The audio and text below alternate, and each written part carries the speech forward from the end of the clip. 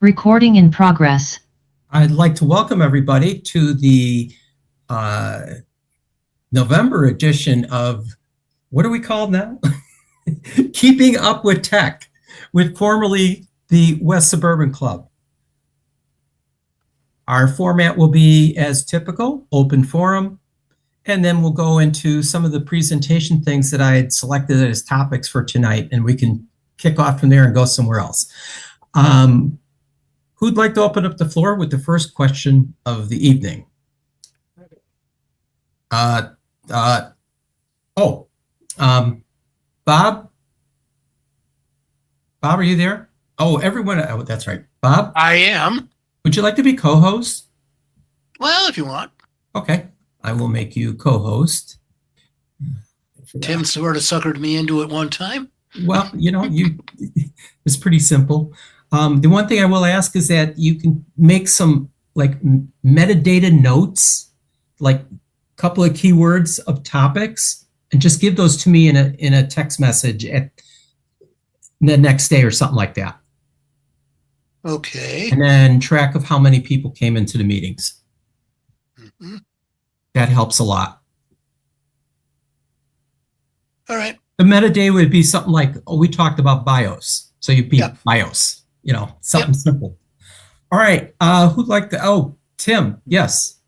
The view. View. Oh, change it.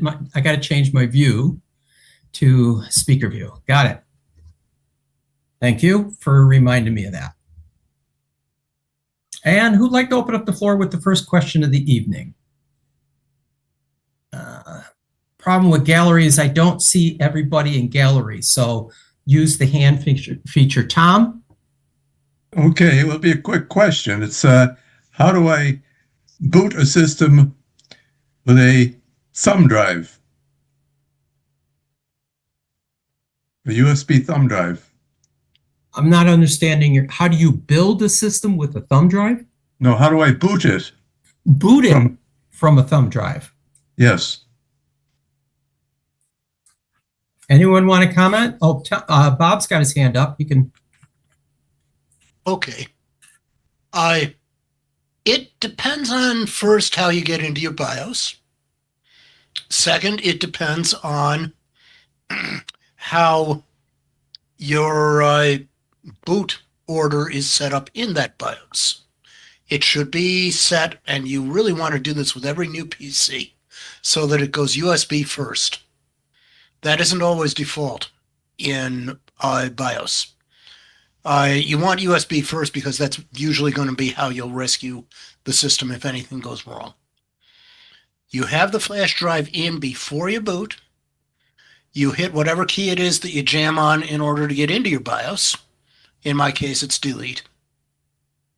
And then when you get into your BIOS screen, I have a little button that I click on that takes me to my boot menu, which is just simply the boot options.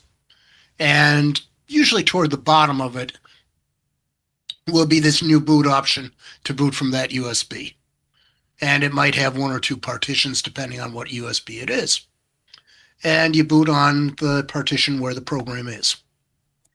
And you just click on that, and it's just like clicking into Windows in a multi-boot system, or Linux, or whatever else you've got booting in there. And maybe Tim can provide more detail. Okay, thank you. Tim's got his hand up. Okay, Tom, who's the maker of your computer? HP. HP? Okay. Yes. You got two ways of bringing up what's called the boot menu. The detailed one is F9 key. You keep tapping that as you turn on the machine, and eventually it'll say it's going to go into the boot menu. An option aside from F9, you can tap the escape key, and it'll bring up an abbreviated boot screen. And in both, you can use your mouse to select which drive do you want to boot from. One of them should be some kind of an identification for that USB boot drive. Okay, so I could use, I should have, and I would have the USB drive plugged in. And when I power on the machine, I could just be hitting the escape key or the F9 key. or the F9, either one, and it would stop the usual boot system and go to asking me where do I want to boot from. Correct. Okay, And then you just thank you. select it and it'll try and boot from that. If it goes into your normal hard drive OS, usually that's a problem with the USB drive. It's not compliant probably with secure boot. Okay, That's yeah, because generally what the cause is. However, if you use F10 on the HP machine, that goes into your general BIOS, and you would go under advanced features, I think it is. And it depends on the how your BIOS looks compared to my BIOS on my machines. But generally speaking, there's one in there that'll talk about the boot sequence. And that's where you can go down. It's very low on the screen. You may have to scroll up the screen, and the mouse doesn't usually work there. You have to use the arrow keys on the column on the right side to move up and down. And the first section is UEFI, Secure Boot, and the second section is Legacy, boot sequence. And you can put your cursor down on the USB drive that's in your machine already. And with F5 or F6, you can move that up to the first items in that list. That's what Bob was referring to. But now, makers are all different. The keys that I just said are good for almost all HPs, but Asus, Lenovo, anybody else could have any number of other keys, such as Asus. I think, if I remember right, F12 brings up the boot menu. That's it. Dennis? thank you. Dennis? As a follow-up to that, I'm trying to get clarification on this. If so, what you guys have described somewhat is, the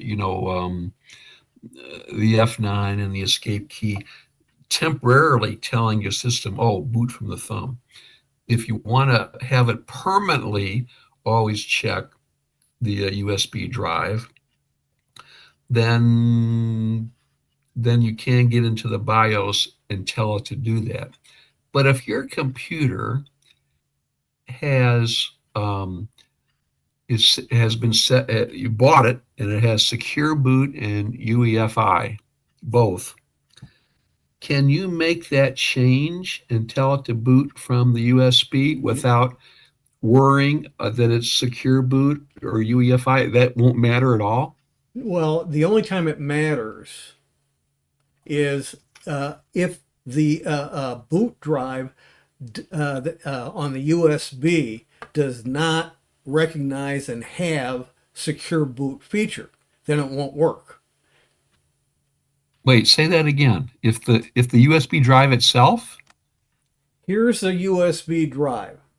It Okay. has on it Windows. Windows makes this always secure boot. So if I stick this in the machine and the BIOS is set for secure boot, it's going to boot from this drive if I select it. However, if this is, say, Linux, it may or may not comply with secure boot standards, and therefore it may not boot, and it'll boot up off the hard drive as the second device. Okay, so that doesn't it. I was thinking of doing it with a thumb drive with Linux. Point of fact. So what you're saying is I won't hurt the computer. I won't cause any permanent damage. It just won't boot, and it'll still go to the hard drive. Right. No, Now, no Jim, damage at all. it just So depends it'll on, try, but it may not be able to do it. it depends upon the distro of Linux, and some have a good shim for secure boot, and others have a shim that is rejected by Windows. Okay. So that way it would automatically default on that latter one to your hard drive. Okay. Primac? Bob? Okay. Tim covered most of the bases, including the fact that some bootable Linux drives and some bootable drives in general do have the signed Microsoft certificate and the correct security keys for TPM for Windows 11, for example. But others don't. And Microsoft keeps blacklisting these various shims and these various keys. So, they're going to go through another round of that before June of 2026. And every time this happens, some of your flash drives won't boot under secure boot until you get an updated version. Ventoy went through this, and quite a number of others will. Most Linux distros, the popular ones anyway, they update pretty fast. So, most of your Debian family, most of your Fedora, Red Hat kind of Linux, those will be all right. Usually by the time the next upgrade cycle comes around, the next version. But others are very much slower. So those are the ins and outs. And what you're doing is you're setting the boot order so that it prefers USB, but if USB won't do it or it's not compatible, it'll go to your main internal drive, which is usually your hard drive. And you do no damage by doing this.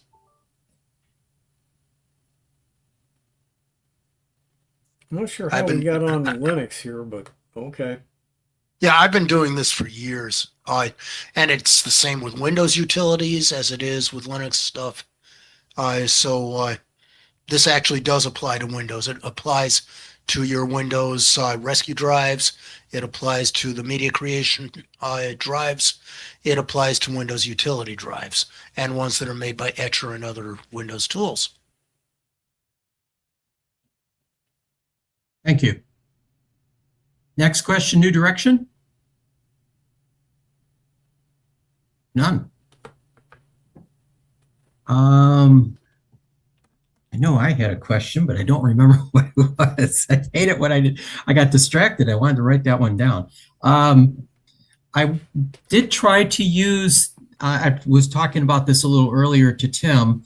I tried to do the Tiny 11 Windows 10 to 11 upgrade on an old Lenovo laptop, and it failed during the initial setup sequence, stating that it could not install it because it did not have secure boot. So Tim made some comments on it. Has anyone else run into this trying to use Tiny 11 on anything? Tim and I guess, are pioneers in the field.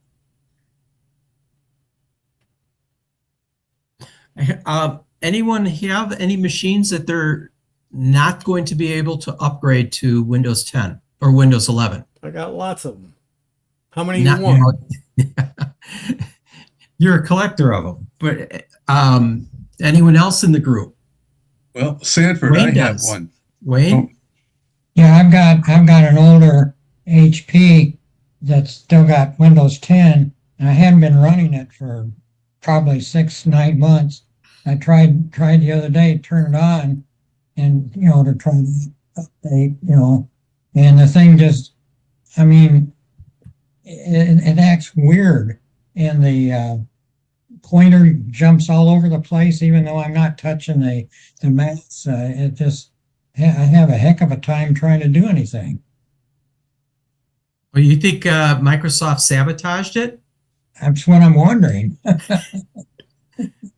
It's a possibility. Anything's possible these days.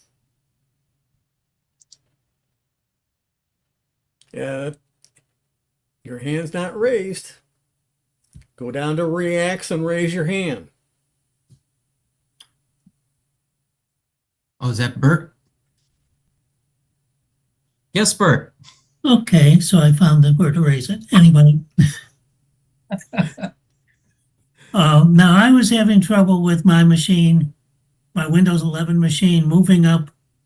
It wouldn't finish installing 25H2. And it came up with errors, basically, which could have been a driver issue or not. So after a week of it not installing and trying to install every day, I finally did a system restore where you keep all your data, and that cleared it up. Okay. And that may be Wayne's issue. Doing a system restore where it resets everything, keeping your data, and as a matter of fact, it not only did 25H2, but it did a second preview for 25H2. Well, This is on Windows 10. there is a problem there. Okay. Number one, when you do a reset with a restore point, anything you changed after the restore point was made disappears, like it was never there to begin with, never done. Well, I knew Now, what I was just a- doing in terms of Well, that. Just a minute. It restores fresh copies taken at the point of refresh of the registry and your drivers. One of those two probably cleared up a minor corruption problem that was causing the upgrade to fail. When that occurred and you retried the 25H2, all the problems disappeared. Right, that was the reason for the restore. But in any case, So it you worked. solved your own problem and you didn't know it. No, it was intentional that I could have tried to wait and see, but after a week of every day trying to upgrade from 24H2 to 25, when it wanted me to do it, there didn't look like there was going to be a time when it would recover. So the restore, which keeps all your data, everything came back just as it was. So I was very pleased, and that's why I wanted to point out, in Wayne's case, if so far behind, the system restore might bring it all back. And because what's happening, if you're seeing it not work cleanly, then it's probably that it's kind of trying to update stuff for several times and in the background, and you're not seeing it happen. You're not seeing it being busy, but it still keeps trying to do things. So in this case, I was always leery about a system restore, but I was very pleased that it actually worked. Okay, well, I did a scan now on the thing, and it didn't find anything doing that. Well, in the course of trying to get my machine to upgrade, there are a couple different things to do, scans and HIMS, I guess, I forgot the initials exactly. There's Yeah. a few things to run. And it didn't make any difference. I still couldn't upgrade. But the Yeah. system restore fixed it. Okay.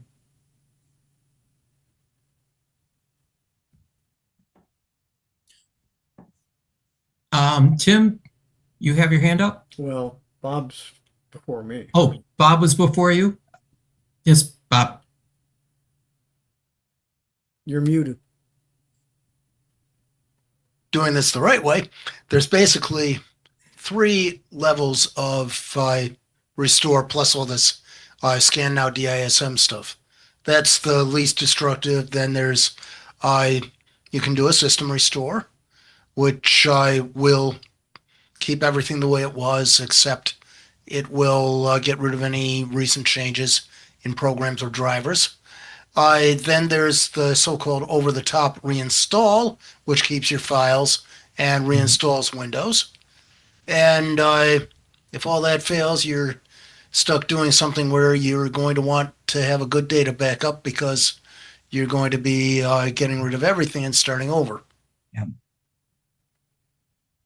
The key here, in addition to what Bob said, is that most people, unless they have a serious problem going on with their computer, have no idea when there is minor corruption occurring on their system until they do an update or an upgrade and it runs into that corrupted either a portion of the operating system files or drivers, and then all of a sudden you know you got a problem, you just don't necessarily know exactly what's causing the problem. DISM tool is designed to scan and try and correct things. It may not always be able to correct it. However, you can use a restore health option in the DISM, and it says, okay, I'll look at what version of Windows you have installed on your system. There's a complete number, and it finds the exact same thing in the databases and restores that image to your system to correct these corruption problems that usually you can't get to without these ancient command line tools. And that's what they are. You have to run them either from the pop-up of failing to boot 3 times, or you have to run the tool from a bootable USB drive like the one I showed earlier that has Windows on it, and you say, I want to do a repair, not an install. And that gives you the option of being able to run the DISM on a system that is not running at the time. Thank you, Tim. Aldo, I saw you put a hand up earlier and you retracted it. Do you still have a question, Aldo? Okay, the question was, does anyone have the computer with on Windows 10? I had one. Okay, I put it aside, reserved it for visitors, and there was an extension, and it was for free for 1 year. So I figured, okay, I got 1 more year, can be using the extension. So I was happy. So right now I sort of sitting in a guest room, you might say, for visitors, and it's protected. So that's basically it.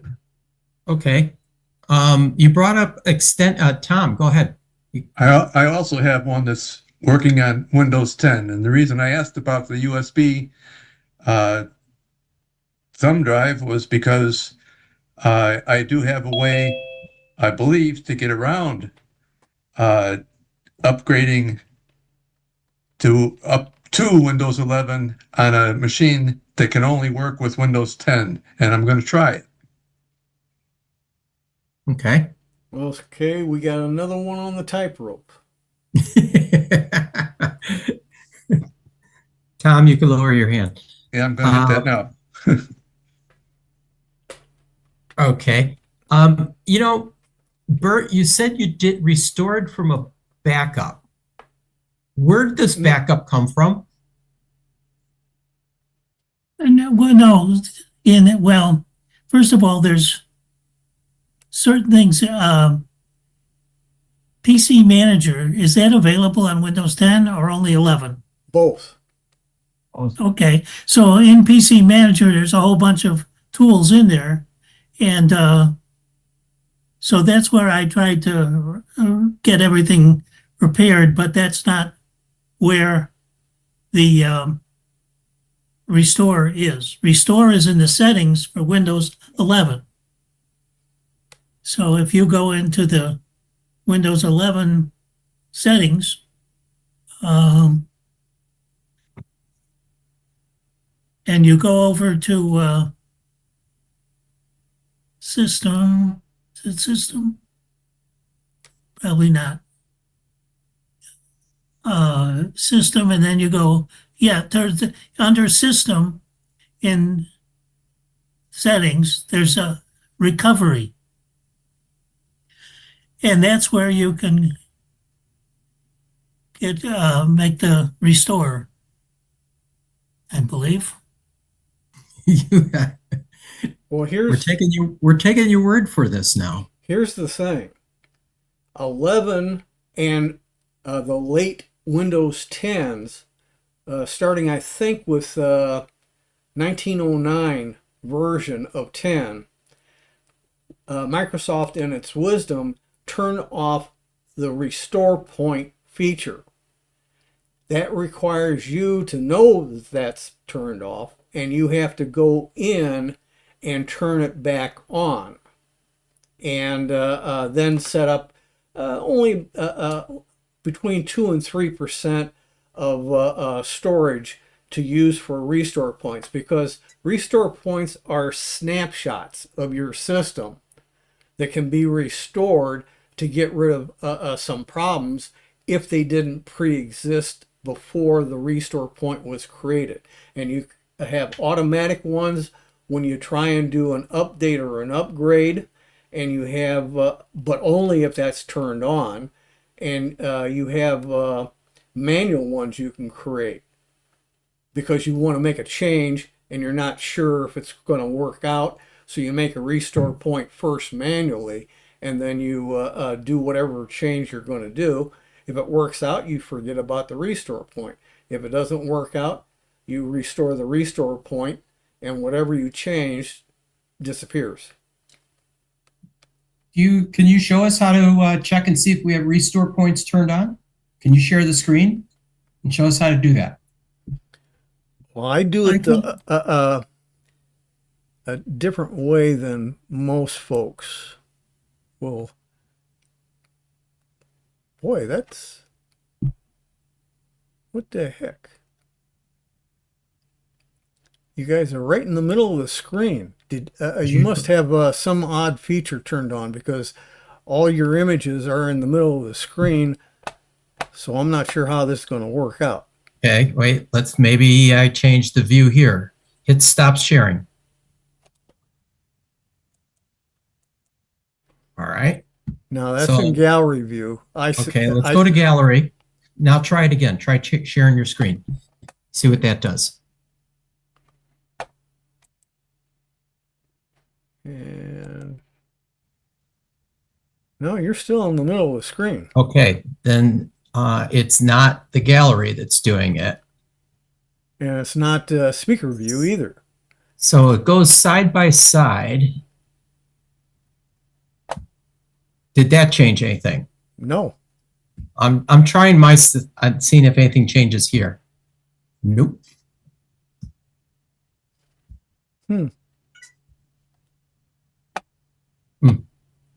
So I guess this must be a new feature of Zoom. No, I don't think so, but I could be wrong. Where's everybody else seeing his shared screen? Do you see my menu right now? I see your desktop. Okay. All right. I see a blue box in the middle with. Yeah, that's right. Yeah. That's what it would be. But you guys, instead of being off to the right side of the screen, are right behind that blue box. Maybe you have to. It's floating and you can move it. Well, I can't even get to my view settings. I'm not kidding. That's why I mentioned to you to try and change it. Yeah. Hang on a minute here. All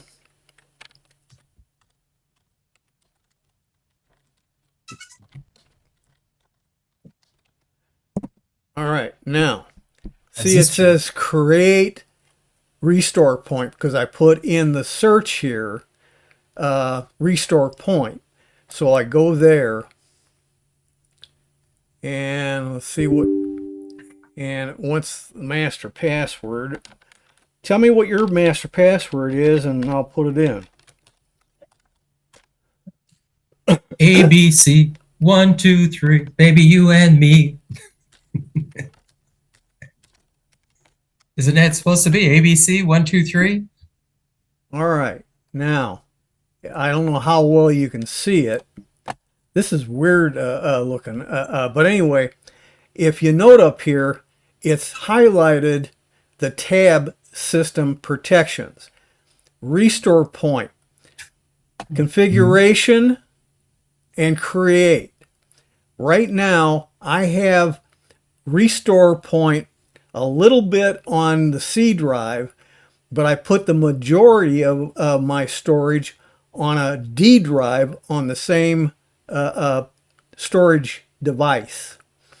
And what I did was I go into configuration. You have to turn on because it'll be set off. And it depends upon which one. And I'm going to cancel back to here. I'm highlighting C. So right now, C is set at just about 1% or 4.64 gigabytes of my C drive space for restore points. So then I cancel out of that. If I go to the D drive config, and most of you probably won't have that set up, I got 13% reserved for that of 20.5 megabytes, it says. Now, and it's turned on. You can turn each of the locations on and off as you will, but you got to have one active in order to be able to create a restore point. When you do a Windows upgrade, it automatically creates one, and many other programs you may run will also, like Revo Uninstaller, will do a restore point to undo a deletion you didn't want to do, really. The create allows you to manually create. I'm going to put something in here fictitiously.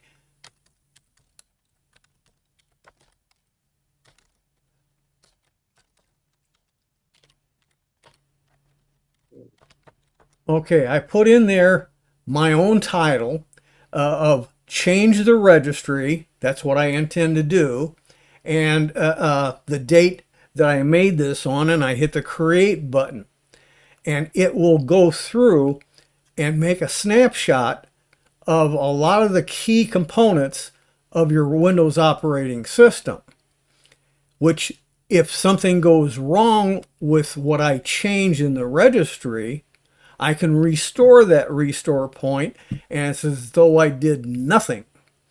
But restore points are very short-term value snapshots of your system. You never want to go past 10 days old. Anything older than 10 days is garbage. Get rid of it. You can delete individual ones that are older than 10 days. That's just a word of advice, because if you go back too far, you can actually hose up your system and lose a lot of programs, changes, updates, new installs. Data files can be affected, but usually are not, but it could happen. So it's mostly with the operating system and your installed program base. Anybody got any questions on that? Bert had his hands up. Why? Well, I wanted to show you what I did. I know To set my phone. I know which one you did. That's a new feature, and you got to be careful. There are 4 different settings, and they all do something different, including reset your system to day 1 when you got it. I understand. So if I can use the share, Well, I got to get out of this first.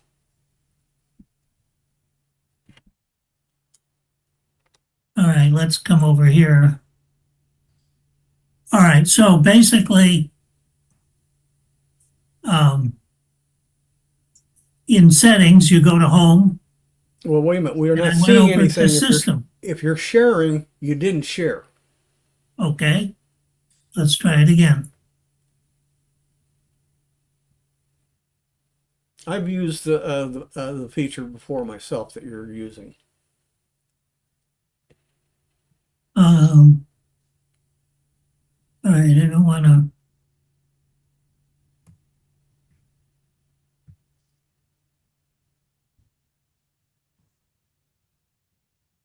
I have too many things open is the problem, but because of the iPhone.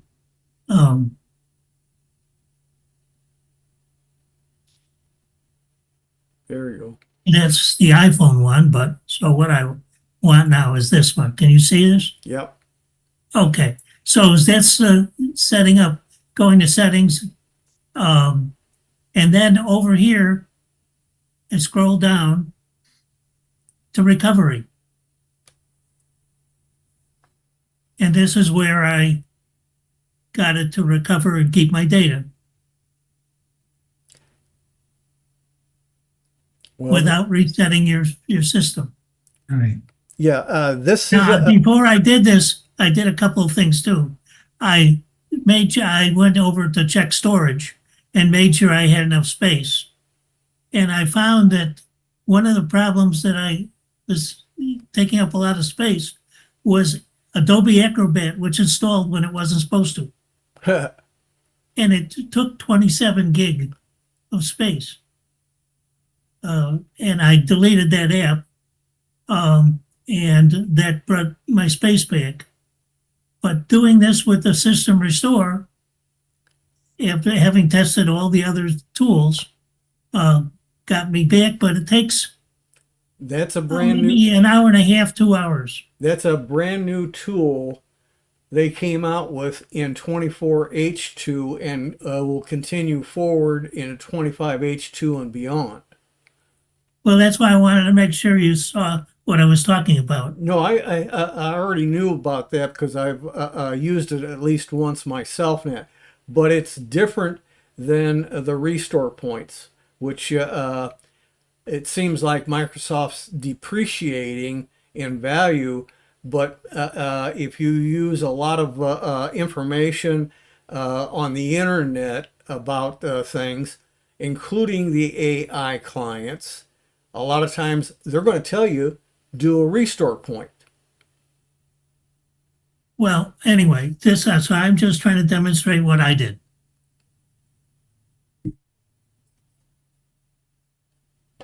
Okay, so how do I stop sharing? Good question. No, it'd be on top usually. Top edge of the screen. Okay, yeah.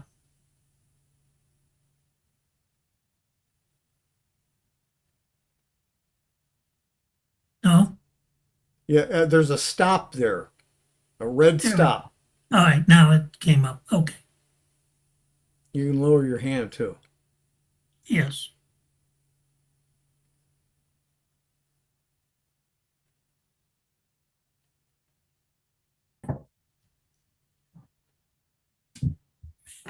So Windows 11 has new tools, and every update that they do, they keep adding some things, but they don't announce them. You know, all of a sudden, other stuff just appears one way or another. Kind of like Apple does that too. It just appears. When they do an update, it's just like, oh, here it is, figure it out. Well, that's why you got to keep up with the news and tech articles to be able to hear what you're supposed to be getting, and then you won't be surprised when it happens. Does anyone know what happened to the Windows 7 backup? Windows 7 backup is still there.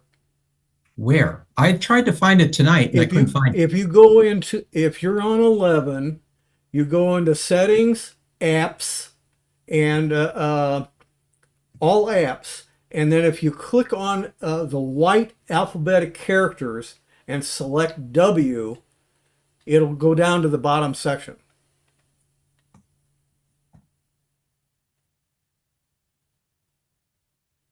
Under apps, you said where? Apps, you got now a list, alphabetical list. Right. Each section, A has a white A, B has a white B. Click on any of the white alphabetic characters, it'll bring you up the alphabet. Here. Anything that's highlighted, you have one or more entries in apps. Hit W. Okay. Right here. Apps. Are you talking about Oh, install? no, you went into the other area. Back off. Back off. You've got to X out of that. Hit your start button again. Hit your start button. Okay. All. See the word all? Oh, okay. That's your apps list. Just hit, click it. Okay. Now, there are characters here. A pound sign, an A. Click on one of those letters or that pound sign. It doesn't matter. Click it. There's the alphabet. Anything that's highlighted in dark black, you have one or more entries. Click on W. And down in here is Windows Backup. And that's the old Windows 7 backup. Okay, so this came up when I typed in backup. Yep. This came up. It says backup this PC. Yes. That's the normal backup. The other one is the new feature that Ron brought up in his later presentations of transferring or migrating your data from an old system to a new system.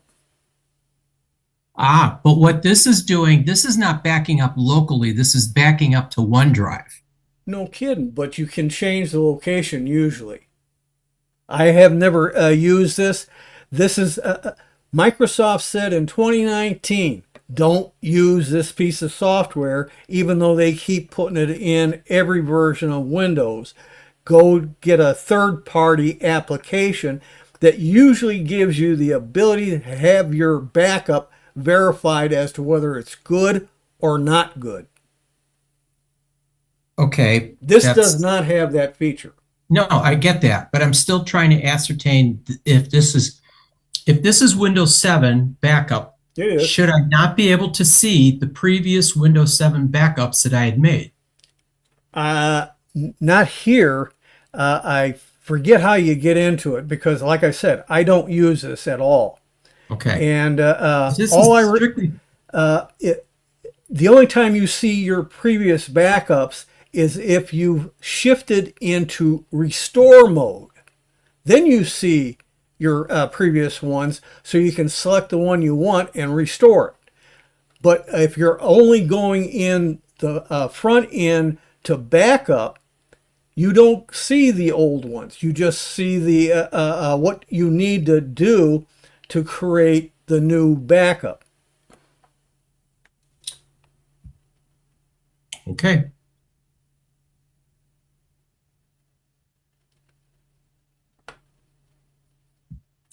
This is That the was way my even question I couldn't Macro remember. Reflect works. Macro Reflect, it always is in the backup mode on your desktop when you open it up.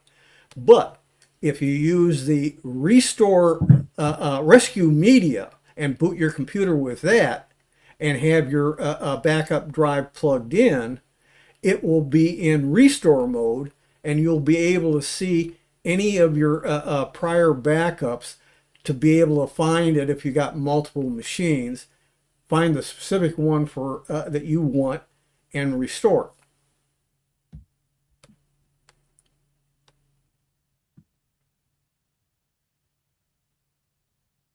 Okay. Next question, new direction.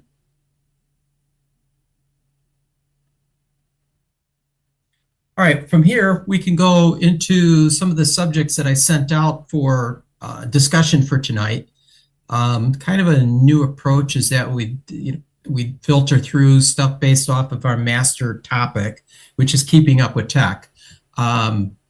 and I came up with a short list of a few things that we could talk about, and I've also added a few other things too here. So is one of the things I wanted to know, is there interest in home assistant technology in this group? Home assistants would be on the general side. It would be like Alexa devices, Microsoft HomeKit, or other home assistant protocols that are out there. I think X10 is one of them. Is there interest here? Is anyone running and doing any home automation functions? Don't everyone put their hands Ed up at Keating's once. group covered some of Okay. this. Wayne does. I know, Wayne, you did what, X10, right? Yeah, I've abandoned the X10. I've now got BP Link or BN Link, and it works over Wi-Fi. Wait, you're running what? BN Link, Oh, BN Link. and it uses Wi-Fi. Mm-hmm. And now I just have installed a couple Honeywell Wi-Fi thermostats in my home here. I just got that working today. And also, we just had a new garage door installed, and we've got the Wi-Fi system on that. It's Right. called MyQ. That's the Chamberlain system, isn't it? Chamberlain. Yeah. Yeah. That's nice, because then you can open, close your garage door remotely, but most importantly, be able to check, did I close it when I Right. left? That's And the key. also, it came with it also has a camera. Okay. And Have you used that feature? whenever the garage door opens or closes, I get a notification from the watch. Is anyone else using any kind of technology like that? I just use independent devices like Wi-Fi through an app on my phone.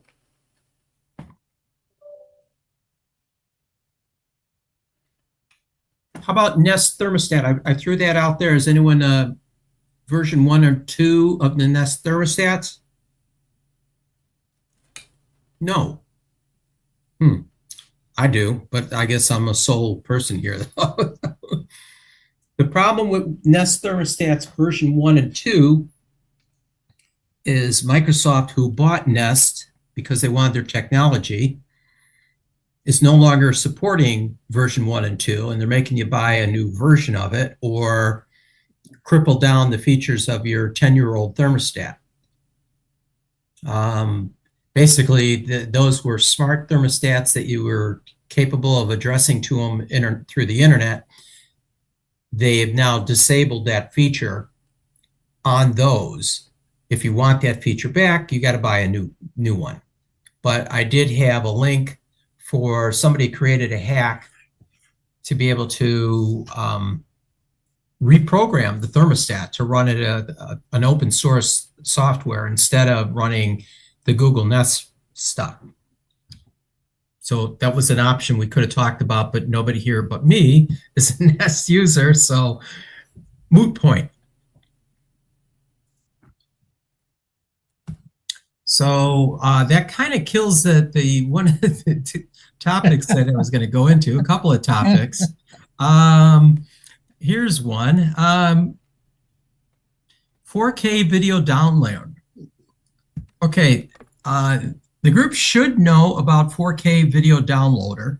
If you haven't, I recommend if you like to download or watch YouTube videos unobstructed, you could use this software to go and get YouTube videos. It's real easy to do. I'll pull up the app and show you how it works as soon as I can get it going. Just give me a moment to do this.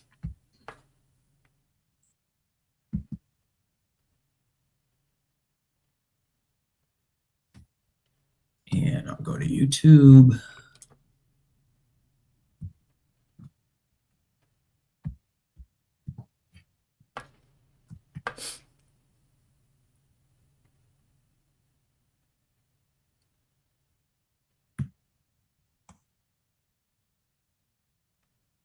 Okay, so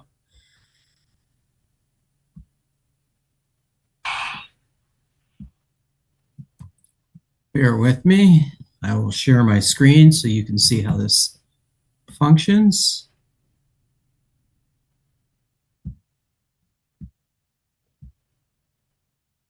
Maybe. There we are.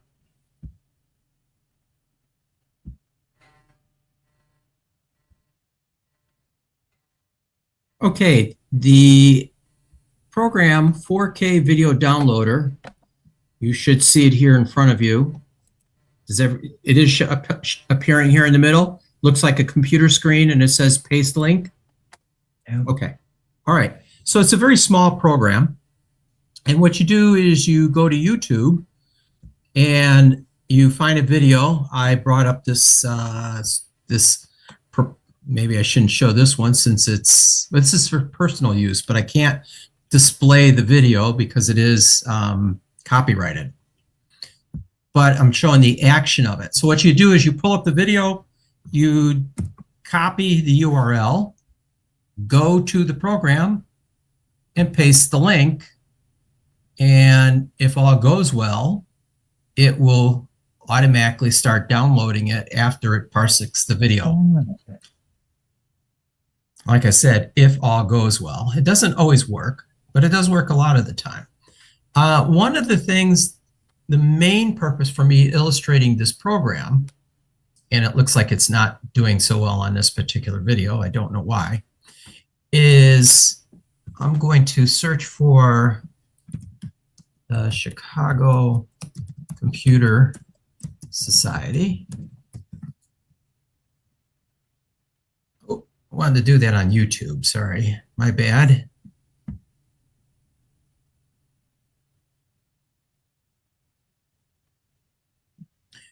And here's where I wanted to do it.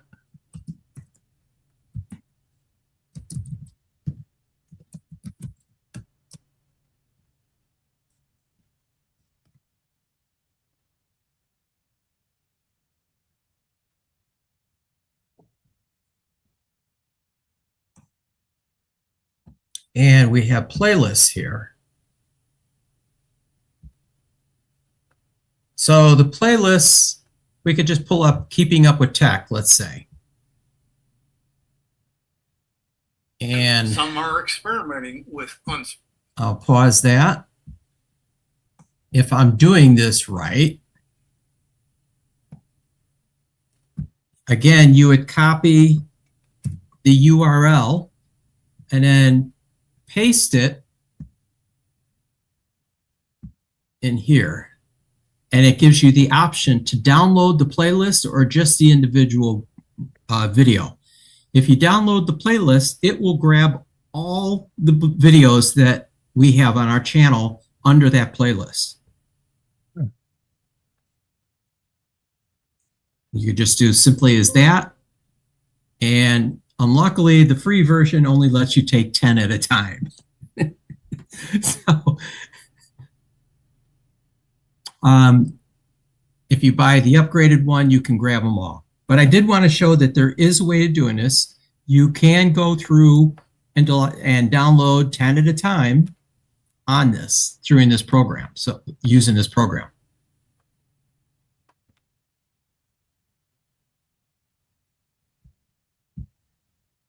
Does anyone have any questions on using 4K video downloader to download our playlists? offhand. Some of these YouTube downloader programs from time to time get blocked by YouTube. Yes, they do. And so it works today, tomorrow morning it stops working, for all you know. And that could very well be the case. I'll have to check and see this, what it's doing. It's still retrieving information on the playlist. But I don't think that one video is going to come in. So I'll kill that one video of that music video that I didn't want to play for copyright purposes. Yes, Bert. How much space do these things take when you download them? They're not big. Because they're not coming in, I don't think they're coming in at 1080p, and they're probably not, 30 frames a second. So they're smaller files. I cannot answer your question. I'd have to pull in an individual one and then see. Most of the YouTube videos are between 360 to 720 mega Megabytes. DPI. Oh, DPI. And most of them are probably in the neighborhood of 464, which is the old TV standard. When we had two TVs. And 720 is HD quality. And then you have 1080p, which is full HD. And then you go 2K, 3K, 4K, 5K, 8K. I don't remember if they created a version above 8K. Well, but you can watch yourself as a TV star. Well, it's not only Yeah, that. we could. It's not just that. For example, if you subscribe to a Netflix or a Hulu, something like that, normally you're getting probably no better than HD quality or less. Unless you want to sign up for the premium cost of high grade 4K content or better. And the bigger it is, the more bandwidth it takes up over the internet. And that can be a big factor, besides your storage capacity increases exponentially. Bert, are you just seeing if this works on a phone, or you were just curious? Because I was just curious because if you start downloading many of the items in the playlist, you have to kind of know how much space you have available. I guess you would, but just buy another hard drive. Hard drives are cheap. No. You're wrong there. Because of AI and the AI data centers, they are sucking up memory and SSDs and even hard drives, creating shortages, and the prices are going through the roof. Somebody was saving up money to buy a 64 gigabyte kit of memory.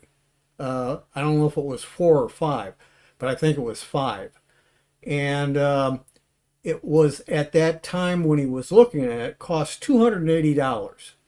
By the time he got close to having all the money, it was already over $400 for the same thing. And by the time he was ready to hit the buy button, it was $567 for 64 gigabytes of RAM memory. So costs are going up. If you want to get something, buy it now. Buy it now. Not a joke, because all the AI centers are sucking up the silicon.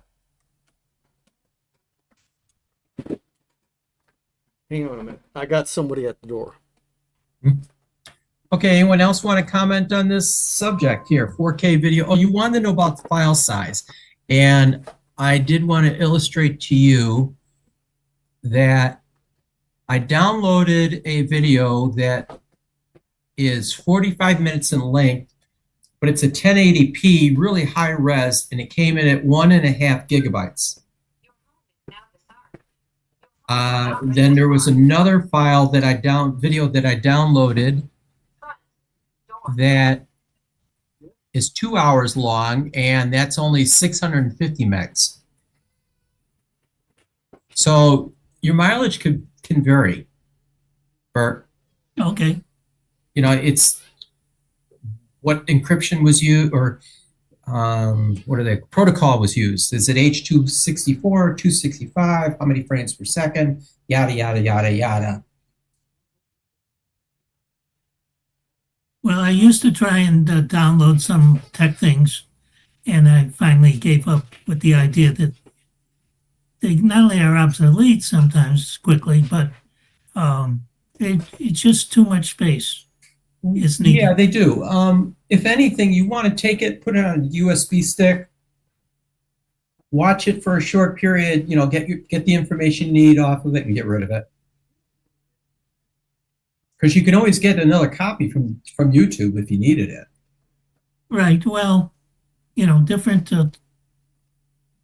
There are some things you want to remember or keep. In those cases, you and just that's store the it. problem. So Right. obviously, YouTube doesn't want you to download the stuff. Back door. Let me pull up my Can list you move again. Tim? So the other thing we were going to talk about was the liquid glass. The changes that were made on iOS 26 for the iPhone. With this subject, first thing I wanted to know is how many in the group here, by show of hands, have an iPhone? So we got 1, 2, 3, 4, 5 of us. Okay, that's good. Bert is going to illustrate how to make your wallpaper three-dimensional, which is a new feature in liquid glass. So he's going to share his phone using this fancy software here.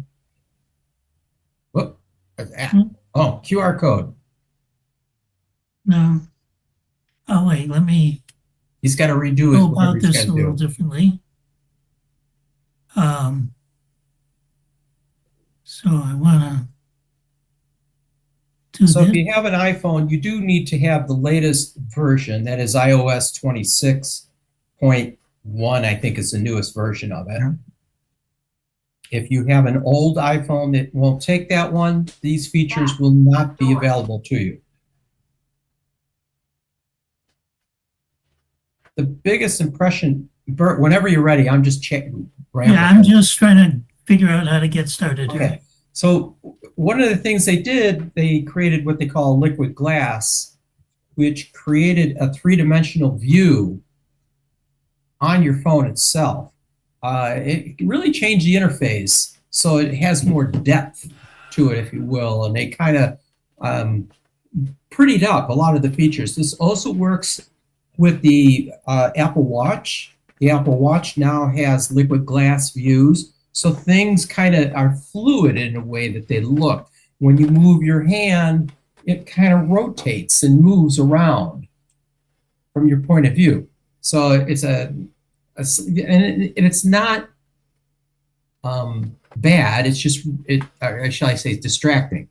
It's kind of a pretty. They like to put a lot of pretties in. Bert, anytime you're ready. Can you see my phone? We cannot. No. Okay, then it's. You need to share your screen. I gotta get it out of the way. Here we go.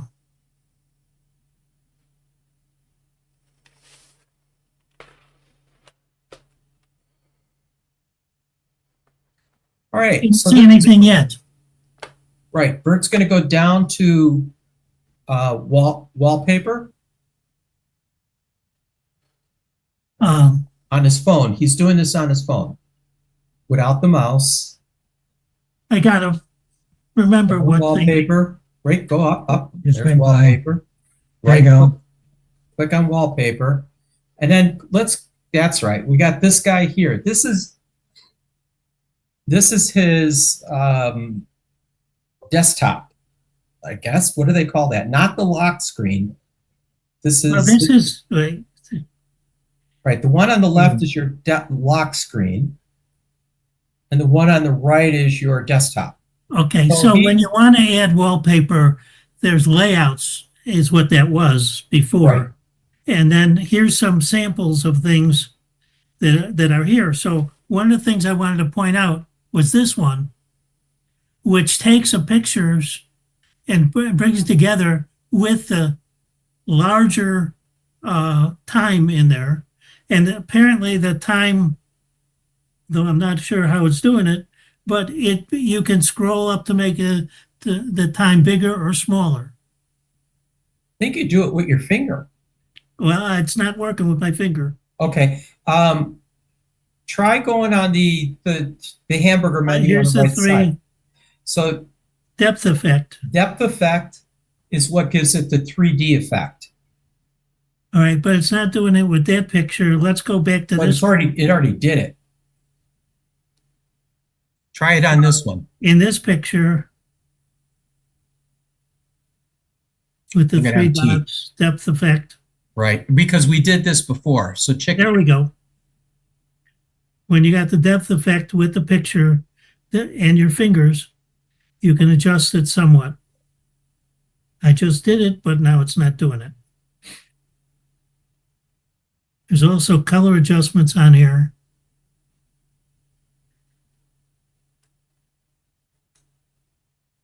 There we go.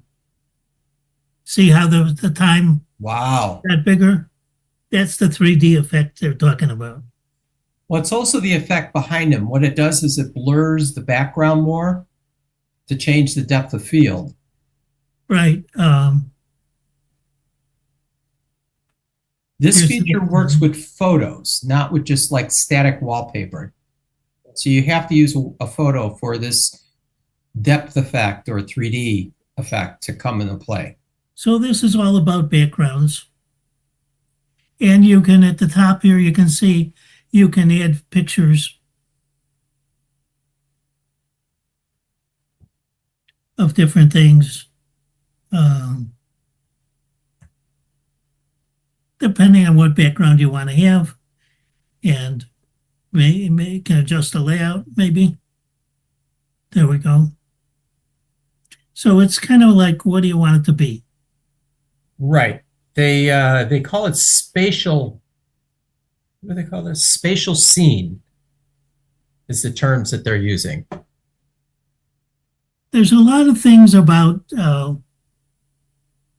the glass concept that they've got that are kind of disappointing. Let's come over here to something where you could see it maybe. Most things don't work that way. Here we go. So this is liquid glass. Can you see how you can see through it? Right.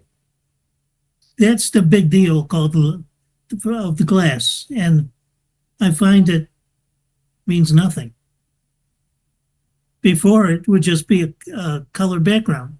Here, it's only when you got multiple things in a folders kind of thing on here that you can use that. It doesn't show up anywhere else. I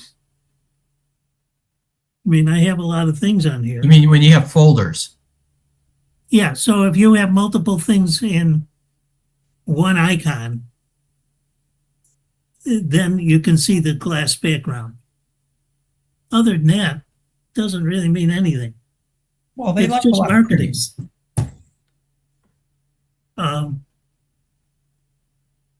Let's see, what if I did this? You can see yourselves? I don't know. Maybe not. I mean, there's basically, iPhone hasn't changed that much for quite a while. I mean, you got to make sure that you do updates. It sometimes does them automatically, or sometimes you want to keep up as fast as you can. So I'm over here in the account section where it gives you daily updates for different apps, as an example. And I come here and pull down, and it comes up with everything that's new. And it'll then give you a button that says update. And after you update it, it'll say open. And if I say open, and it opens the app, maybe. Probably wasn't a good app to do it on. Here we are. And so, fine, I got the weather. But if I close that and I come over to where that particular app is, there'll be a blue dot next to the icon. And when there's a blue dot next to the icon name, then you have to click on that to update it manually to get the most recent update in there. Notice that in the latest version, I have a number of icons that have a little cloud because it didn't download them automatically like it always did before. So basically, I haven't used those apps lately, so it hasn't downloaded in.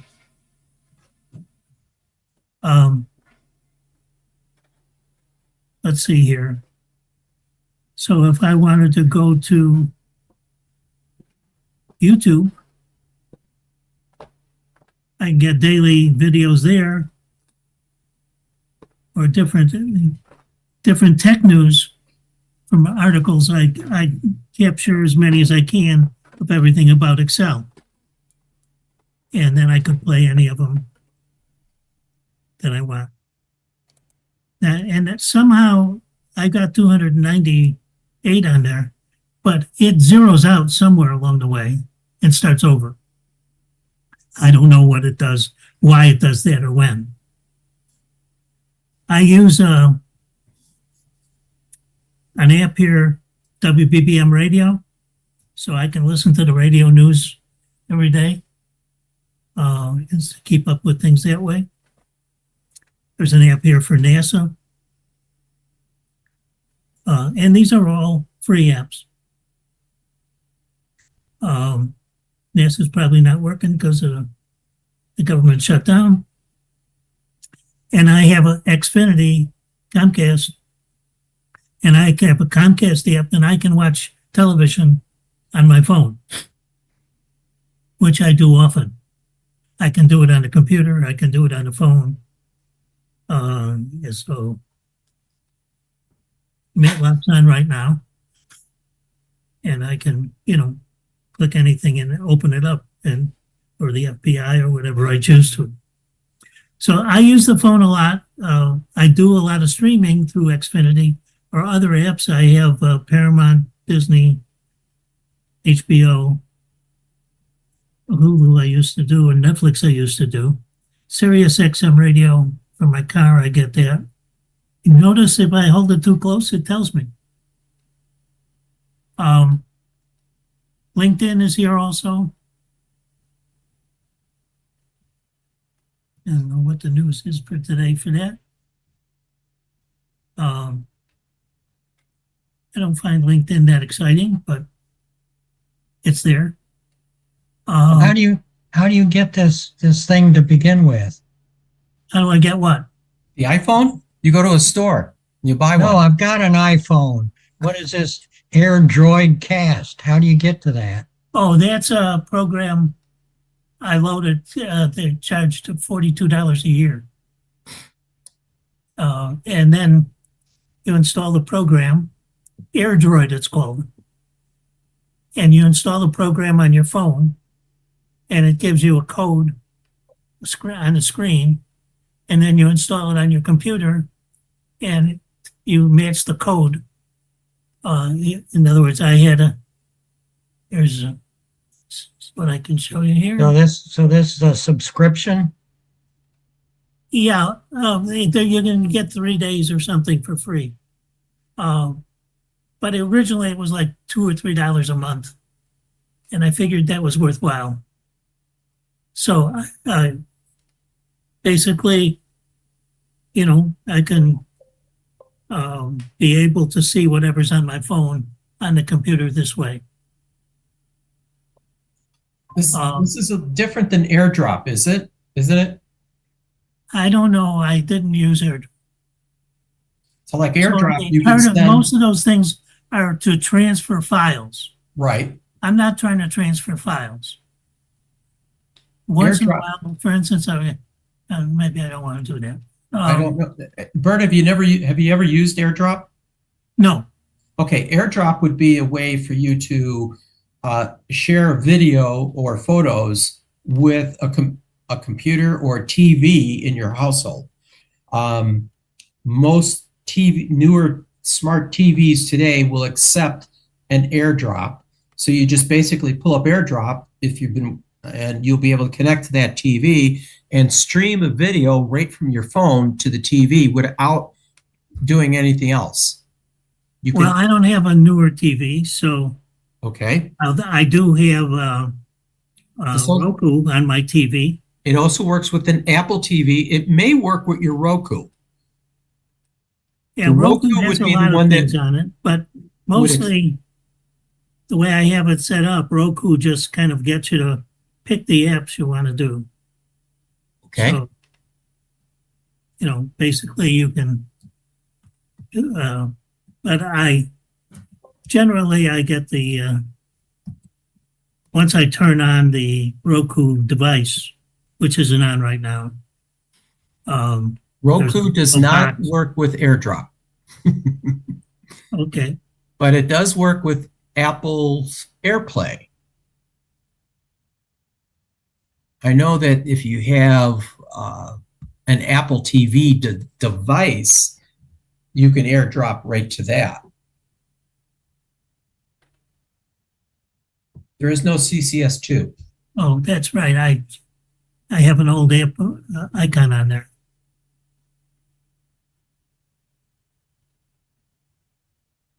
So let's come back here, but change this. Just change the thing to ccs.org. Yeah.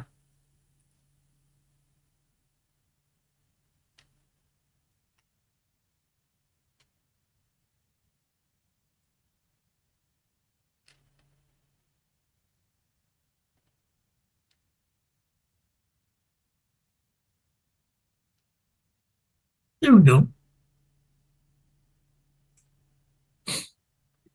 So here's a website, and of course we still have the icon, the red icon there that takes you to the YouTube programs, videos that, like this one we're recording. Right. And of course we have, if you look at this on the phone, you don't get,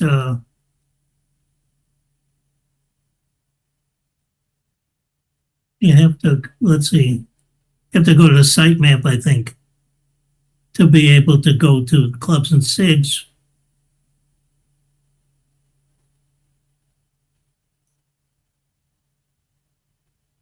To be able to get the new page that talks about look at those. This app, or this program, right here.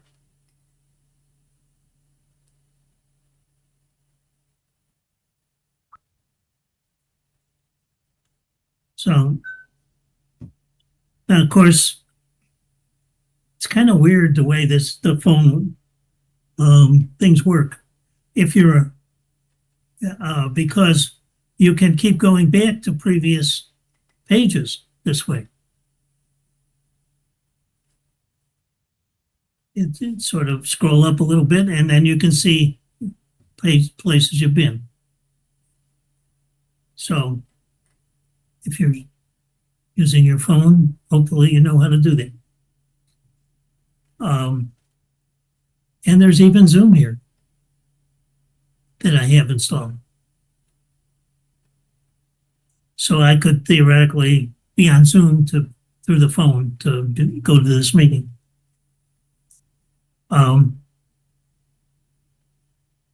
Let's see what else is going on. Of course, URL again. in the web browser starts, it's part of all this.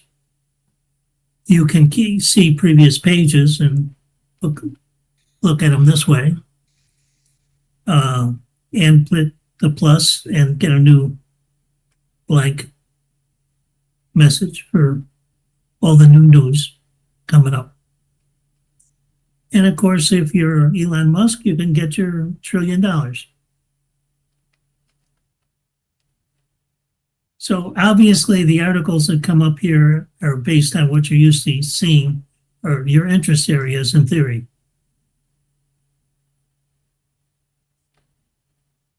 And there's calendars, there's events, there's monthly calendar here, different things. Or you can zoom into a particular day. So if I came at today's date, or maybe Veterans Day is coming up, my grandson's birthday, those are all things easy to find. And you can have multiple calendars, which is why it showed different colors, because those are all different calendars. So you can pick one or more as to what you want to see.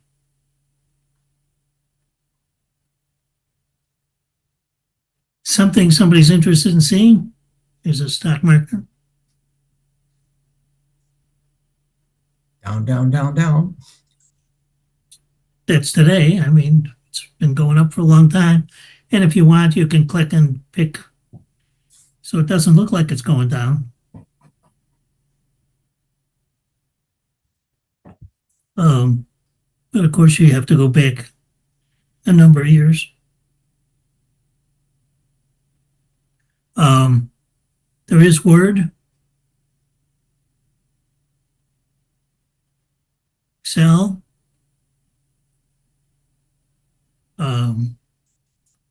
PowerPoint.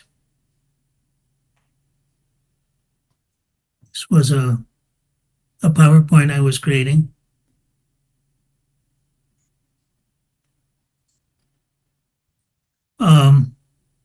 I use OneNote for tons of stuff. I capture everything that's about Excel in OneNote or about Windows as much as I can and save it in OneNote. All of my data is really in OneDrive. It's not really in locally, so I can see it on different devices through OneDrive. And I use Notes a lot here also. Now, if I come over here, here's Copilot. And they got this funny character now, which I don't really understand what it's doing, but I think it's listening to me.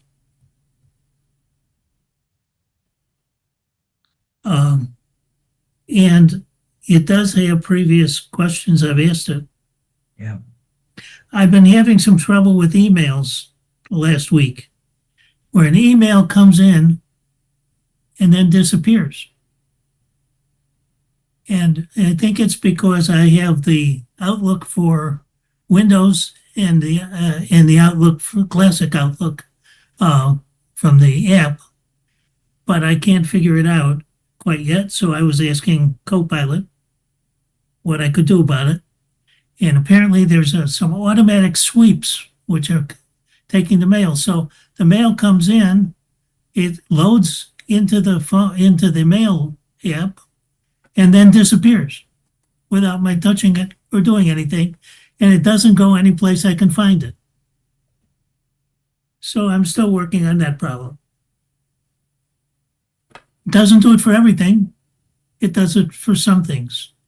So I thought maybe it's a security thing or whatever. So I'm still trying to trace that down. I also have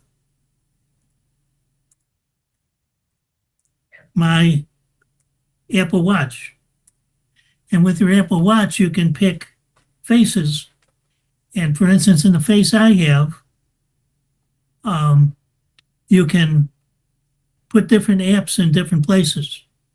Yeah. So I've done the settings to pick what apps that are available on the watch over here, so as to what goes in one place. I also have the watch attached to my AT&T phone, so I can make a phone call out of my watch if I need to. Or I can just, pick different apps that are available here. There are tons of apps when you try and do it. If you had an electric car, there might be a smartphone app that You put right on your watch, and you could start your car right from your phone, from your watch. I can do it from my phone, Mm-hmm. and I probably could do it from my watch if it allows it, but I don't know. I never wanted to do it from my watch. Sometimes I find that when I'm sleeping, with my watch on, it can push the wrong buttons. So I'm not always happy about that. So I wouldn't necessarily want to do it. But here's different watch faces, and they're more than just these. But if you like Snoopy or something like it, here's Mickey Mouse. Snoopy's better.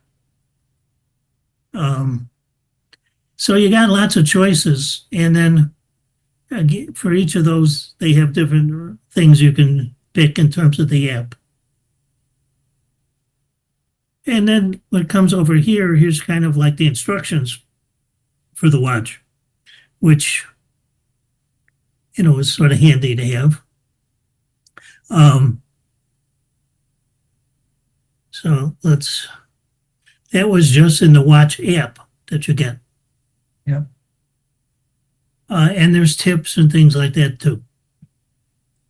So I don't know how much you want to know about everything. Is there a question somebody has? Dennis has a question. I Sure. thought I had heard recently that you can, that Apple on an iPhone, you can record your conversation now. That's something you do. Yep. Well, there is this voice Are you familiar with that? app, but I know I remember hearing about that, but I haven't tried it. I haven't either, but it's up apparently when you got the phone on, I think it's up in the upper left-hand corner. There's some sort of little thing. When you touch it, it'll actually start recording. And I didn't know, does that meet like the government? I think there's a government requirement that, there's like a ding, like when you call the police station or something, there's like a tone every 15, 20 seconds. No. They don't need to do that. What they do is announce it when they start the recording session. Yeah. And I've used that feature. It's built into your iPhone. You can record a call, any call. And you have done it. Okay. All you have to do is have the disclaimer stated that you're recording the call. That's it. And then you're covered. Wait, does it automatically do that, or you have to say the disclaimer? Let me rephrase that. When you initiate the record this call function, the phone will inject into over your earpiece to the other person, this phone call is being recorded, or this conversation is being recorded. So they will get the disclaimer audibly at the beginning of the recording session. And I think at the end of the recording session, if you end it, it will say this call is no longer being recorded. So it is there because I have used that feature, whether it's advertent or not, by pushing that button, and you could record a call so easily. And you were saying, is it legal? It's legal in Illinois. I'd say that's legal enough because Illinois has got some pretty strict laws on recording phone calls. But it is legal in Illinois, you said. It's legal if you have the disclaimer. Okay. You have to have the disclaimer. The fact that beep every X number of seconds, I don't think that is required anymore or exists, because I have yet to run into that on most call-ins. Whenever you call into a place, a helpline, 800 number, you'll often hear this call may be recorded. Yeah. There's no beeps. No. So that's why I said I don't know about the beeps anymore, but I do know that just the statement is enough to cover you in the protection of the fact that you're doing the recording for copyright or whatever infringement. But it's a nice feature in the Apple phones that you can easily put in and invoke on any phone call that you're making to somebody. You can tap on it and be recording a phone call. Does Android do this? Anyone know?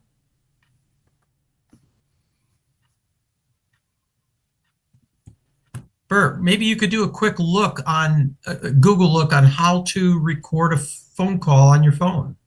You mean a Copilot look? Yeah. Yeah.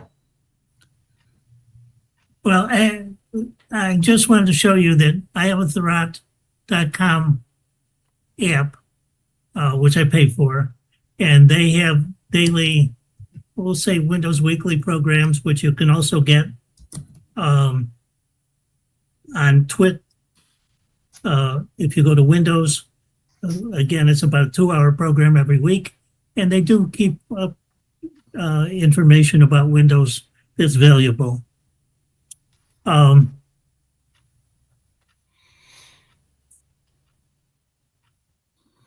So you want to know.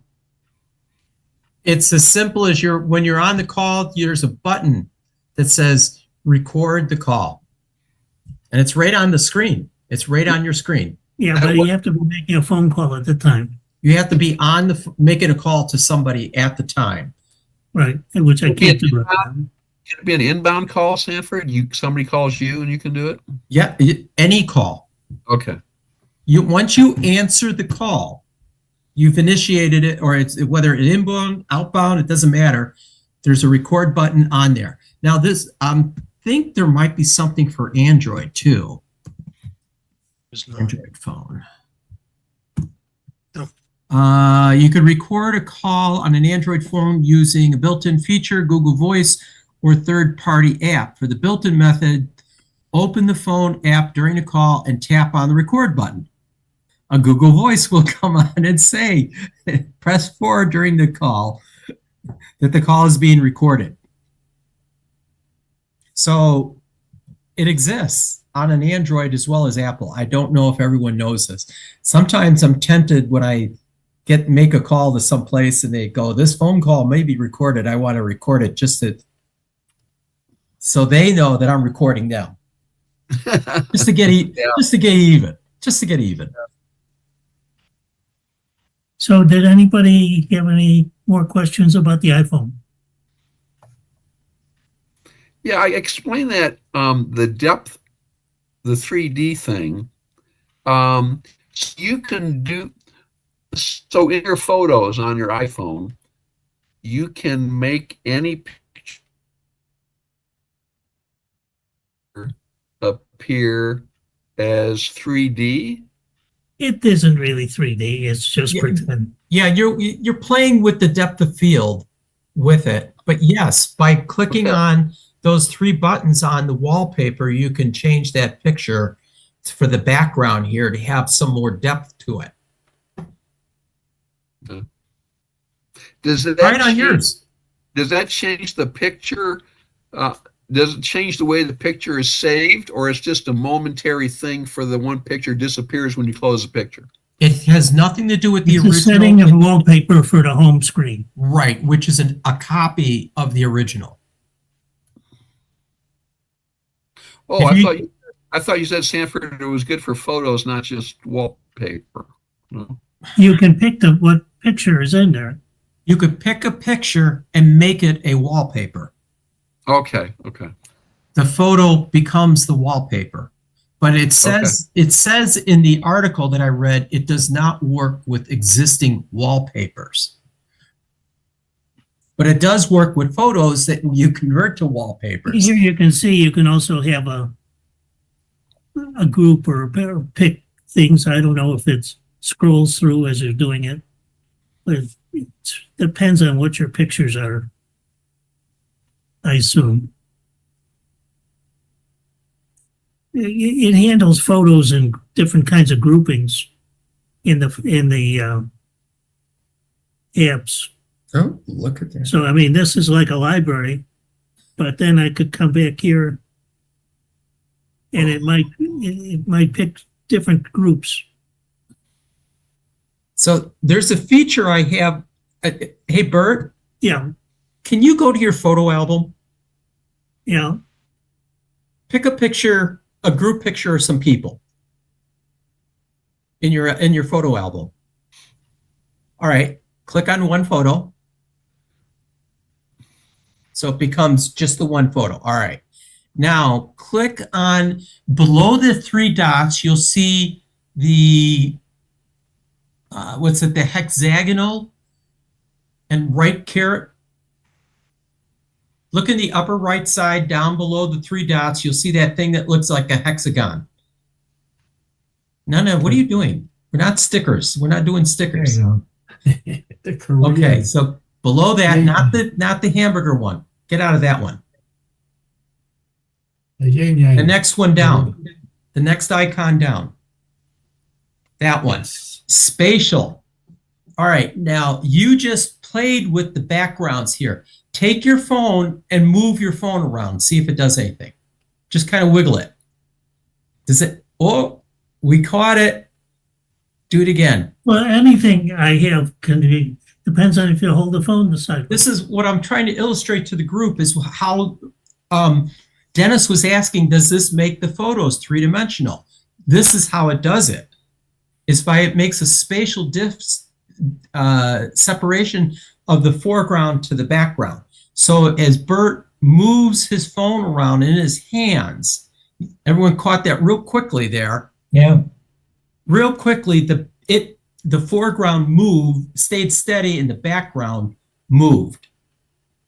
That's the spatial difference here.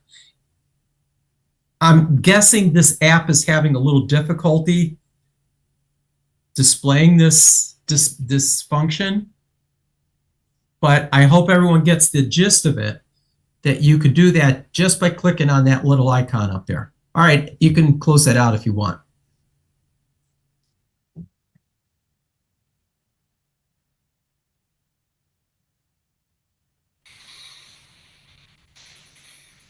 Well, I think I have 4,000 pictures in there somewhere.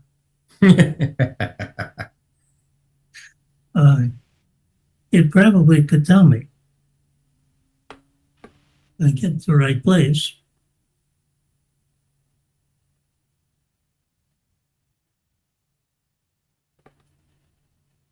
I can't. Okay, shall we? By the move way, on? there's also the news that, comes through notifications by pulling down from the top. And so I get different notifications. And one of the things they started doing is if you have here's one that says 4. If you click on it, the 4 open up. And then you can reduce it. Oh, that's interesting. Okay. So it depends on what apps you have accepting notifications. And I have a lot of them. So a lot of them come through during the day. Keep up with the news. All right, thank you, Bert. Thanks. You had enough of this now? Yeah, you can stop sharing your screen. Okay. All right, a new thing that I have, so I wanted to share this, is I don't know if we have any amateur astrophotographers here. But I'm trying, bear with me a second. There is this place in Texas called Dark Skies that they use to set up telescopes that you would present to them, send to them. And you basically are renting warehouse space, and you're renting the know-how and the bandwidth to be able to do astrophotography remotely. And you would use your own equipment, your own software, but they would set it all up and have the thing calibrated and positioned in the right place. And you could do your observations remotely and capture your own photos. This is really a cool idea. I don't know if anyone in this group is into astrophotography. I know my friend in Wisconsin is. He's using a different device to do it. But it takes a lot of work, and a lot of time you're spent out there all night long, and you got to make sure you turn it off at the right time so you don't catch the sunlight coming in. There's a lot of variables that come into play, and in this case, they're doing the babysitting. Thought this might be of interest. And that is it's called starfront.space.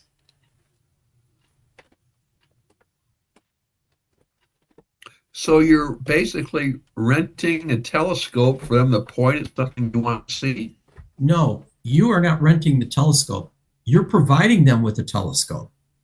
You're going to ship, if you owned a telescope, the case would be you're already into astrophotography. You need a place to go do this because you live, as we all do, those of us in the Chicago area live in a very highly lit area. Duh. And for us to go to a place with dark skies, with no lights, it's very difficult, and it's a drive to get there. This place already exists. You send your telescope to them. They set it up. You control it all remotely, but they're giving you the Wi-Fi bandwidth to be able to do all your observational work remotely and be able to capture all your stuff throughout the evening uninterrupted.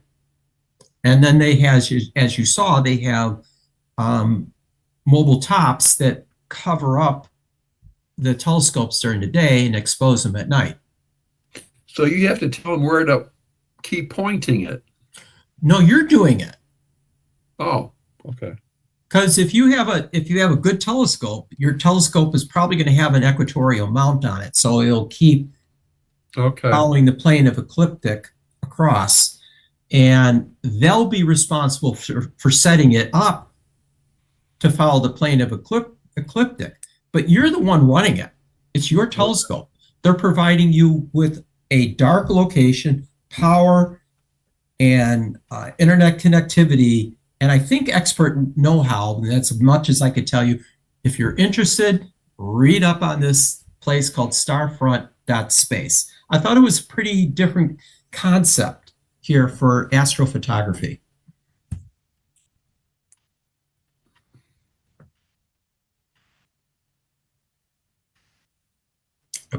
Too bad nobody in this group does that.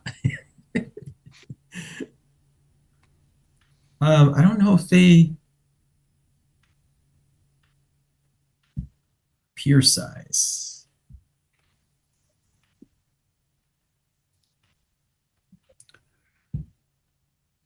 Was there something special that they were doing with the comets? And they wouldn't be doing it. Would be up to the individuals themselves. That is the people that are running the telescopes.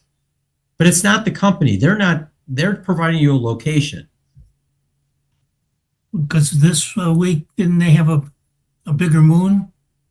A closer moonshot? I'm sorry, I don't know. You're on the NASA.gov. You would know. Yeah, I thought I heard it was in the news.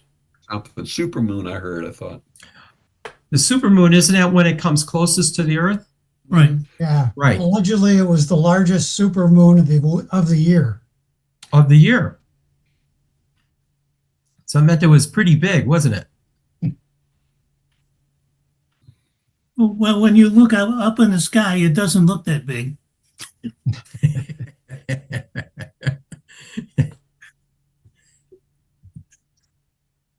I took a picture but it didn't really look that big from here. All right, another one that I'm going to change the subject here, and we'll go on to this next article that I had. Couple of things. One is I didn't know if the group was aware. Most of us all know about Wikipedia. Wikipedia being an online encyclopedia that is contributed by everybody or anybody can contribute to a Wikipedia page and populate it with hopefully bona fide information. Well, Elon Musk decided he wanted to create his own site that so far has nothing on it. I think, what's it called? It is called Grokpedia. And if you, Grokipeda. And if you go to that one, you are not going to find much there. I gotta pull it back up. I had it up here before. Wikipedia has editors which evaluate whatever's submitted. Right. So Grokpedia is, here it is. That's it. Point one is the version. And there's 885,000 articles already in there. So it's growing. I don't know what makes this one better or worse than Wikipedia, but I just thought I'd let people know that it exists. It goes along with his Grok.ai. Ah, okay. All right, the next thing is, hopefully this came up here, is this article I saw about who is on your Wi-Fi and how to see every device on your home network. I always wondered about that. And I hope the best way to see the devices on your Wi-Fi is to use an open source tool, Angry IP Scanner. Never heard of that one. Oh, yeah. Anyone ever use this one? I haven't used it, but I know of it. It's a good scanner for being able to figure out what's on your system. Okay. Download for Windows. Java. I don't know. Does mine still have Java on my computer?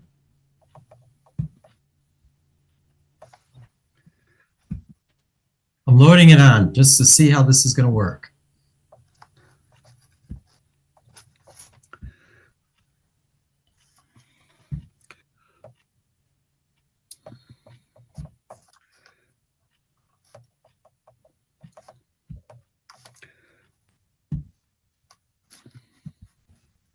Oh boy.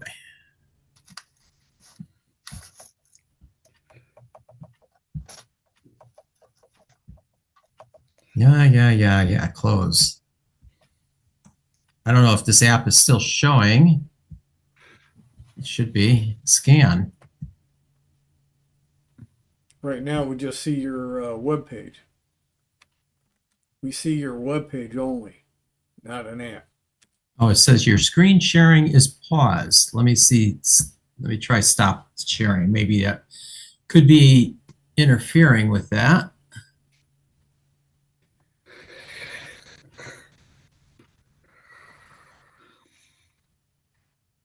Of course, I didn't get to run this. Load results. No. Oh, start. That might help.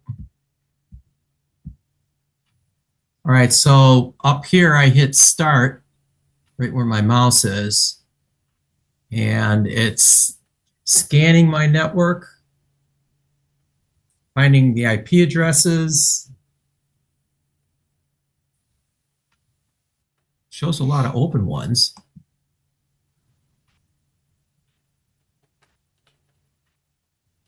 This may take a little while to digest what is actually here.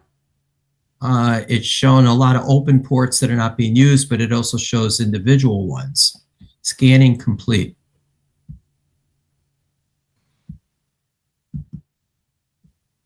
So it would show me this IP address, this local IP address, and what the title is and what ports. I don't know what else this is showing. So I guess I could have checked this out a little quicker beforehand, but I think this might be a good program to check out, and I'll give you more information at the tips and tricks SIG.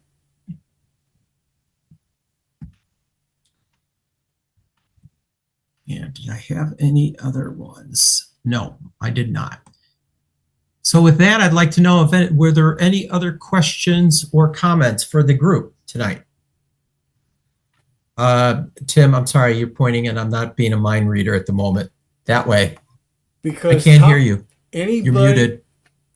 anybody who raised their hand goes to the top left corner. Period. Ah, thank you. Bob has his hand up.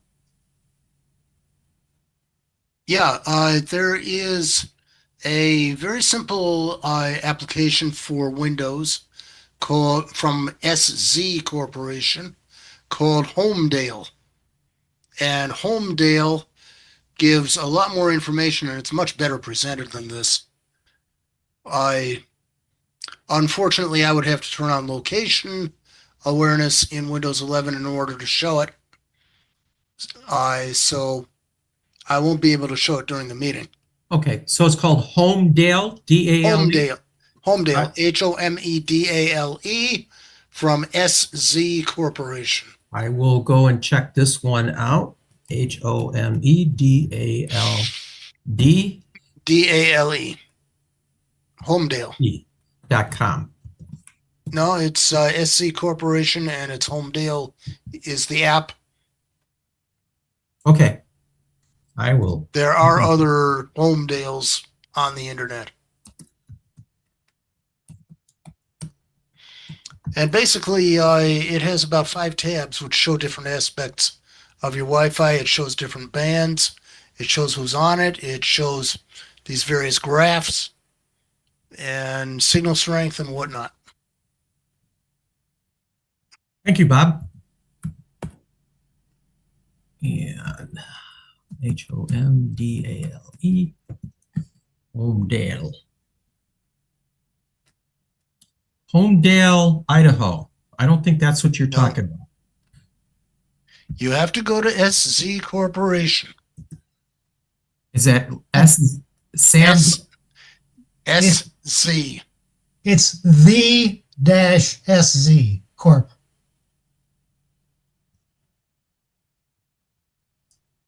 Okay. All right. Any other questions for the group? If not, I'd like to stop recording. Record.